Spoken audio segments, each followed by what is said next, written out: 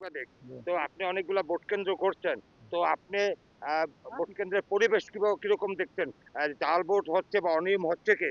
আচ্ছা, আমরা তো আসলে জাল ভোটটা আসলে ভিতরে যাওয়ার কোনো সুযোগ নেই। আমাদের সাংবাদিকদের জন্য হ্যাঁ, ভোট মানে বুথে যাওয়ার সুযোগ নাই। হ্যাঁ, আমরা সব বাহিরের পরিবেশটা হ্যাঁ, দেখছি। বাইরের পরিবেশে আমরা যতটুকু দেখতে পারছি বা বুঝতে পারছি, হ্যাঁ। আসলে ঐরকম কোনো জাল ভোট বা ওই কোনো জোর-জবরদস্তি এরকম কোনো এই পর্যন্ত আমরা পাই নাই। তাহলে যদি না পান, তাহলে আপনি যদি ভিতরে না যান, ভিতরে যে জাল ভোট হয়, তাহলে আগের সেই স্বৈরাচার সরকারের দমটা তো বহাল রয়ে গেল। ভিতরেরটা তো আসলে তাহলে আপনি নিয়ম আমাদের সাংবাদিকরা কি আমাদের দেখবে? আমাদের সাংবাদিকদের জন্য হ্যাঁ, নিয়ম করে দিয়েছে যে হ্যাঁ। ভিতরে যাওয়া যাবে না।